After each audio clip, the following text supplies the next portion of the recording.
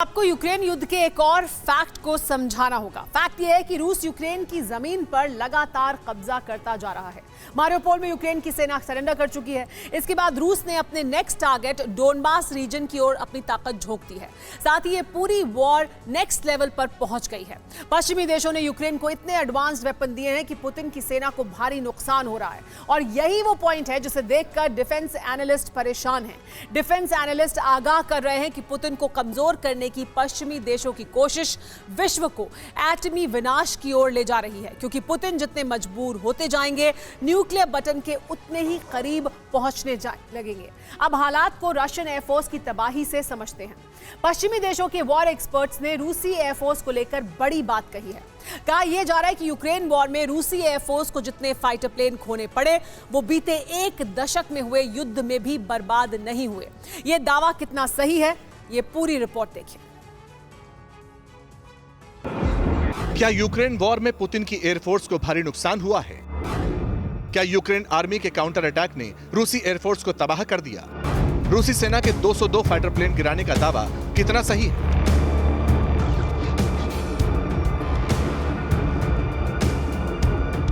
ग्यारह हफ्ते से चल रहे युद्ध को लेकर अगर यूक्रेन आर्म फोर्सेस का यह दावा सही है तो यह भीषण जंग पुतिन के लिए किसी झटके से कम नहीं। कीव इंडिपेंडेंट ने यूक्रेन आर्म फोर्सेस के हवाले से दावा किया कि 24 फरवरी से लेकर अब तक रूस के 202 फाइटर प्लेन गिराए जा चुके हैं। यानी युद्ध शुरू होने से लेकर अब तक यूक्रेनी सेना रोज कम से कम 2 फाइटर प्लेन गिरा रही है।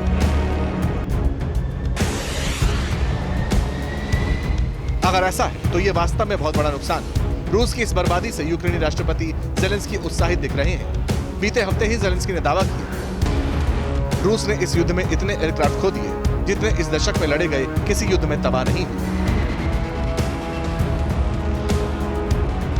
वैसे कई एक्सपर्ट्स का यह भी मानना है कि रूसी एयरफोर्स यूक्रेन में अपने ऑपरेशन को लेकर शुरू से ही सवालों के घेरे में रही। 24 फरवरी को रूस ने 2 दर्जन हेलीकॉप्टरों में अपने पैराट्रूपर्स को यूक्रेन के मिलिट्री और कार्गो एयरपोर्ट होस्टोमेल को कंट्रोल करने के लिए भेजा था। लेकिन कई दिन की आमने सामने की जंग के बाद भी रूसी सेना होस्टोमेल एयरपोर्ट को कब्जे में नहीं ले सकी। बाद में इस एयरपोर्ट को छोड़ना पड़ा।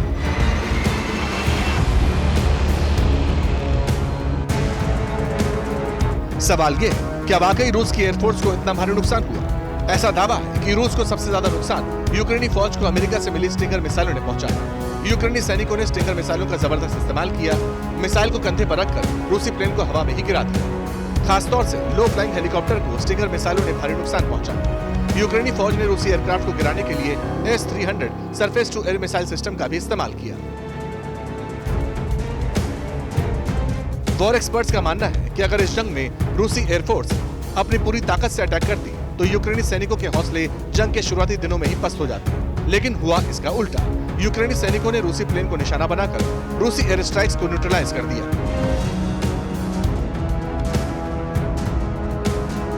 लेकिन बात सिर्फ इतनी नहीं है।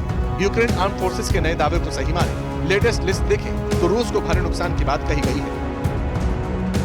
यूक्रेन आर्म फोर्सेस के मुताबिक अब तक की जंग में 202 फाइटर प्लेन्स के अलावा रूस के 167 हेलीकॉप्टर, 1251 टैंक, 13 जंगी बोट बर्बाद हो गए। रूस के 28,300 सैनिक मारे जाने का दावा भी किया गया। अब यह तो यूक्रेन का दावा है, लेकिन रूस ने कभी नहीं माना कि इस युद्ध में उसे इतना भारी नुकसान हुआ।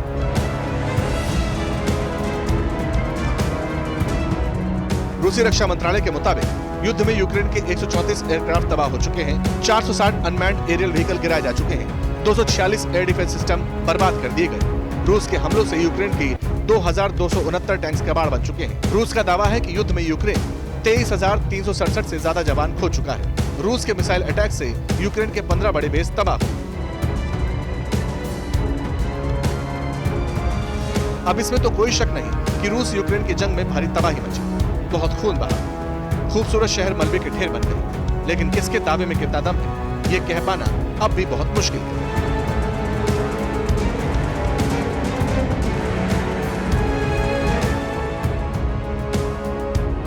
परवाह देश की, सोमवार से शुक्रवार रात 10 बजे TV9 भारतवर्ष पर।